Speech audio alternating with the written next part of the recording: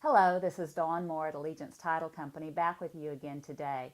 I wanted to say thank you for all the positive feedback we're getting about these video clips that we're sending out to you on a weekly basis. And this tip today is a follow-up of last week's tip about the seller's temporary residential lease. Last week I pointed out to you that the seller who becomes a tenant after closing under the seller's temporary residential lease is still obligated under the lease to maintain the systems and the equipment of the property in its condition as he would have had to provide it to the buyer if he gave possession at closing. The question then I get asked subsequent to that clarification says, but what about the residential service contract that the seller may pay for a buyer at closing?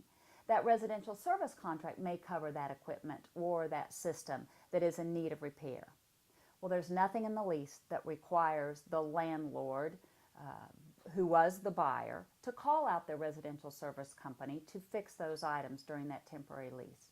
So if you want to deal with that situation, my suggestion is, under the seller's temporary residential lease, add a special provision that would say something to the fact that irrespective of the obligations of the seller, now the tenant, under paragraph 14 of the lease agreement, that if there is a system or equipment in need of repair that would otherwise be covered by a residential service contract, that the landlord, formerly the buyer, would call that residential service company out to make that repair, and the seller, now tenant, will reimburse the landlord for the service call.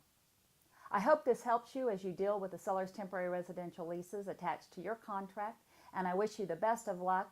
When you're considering closing, please think of Allegiance Title as your resource for results. Thank you.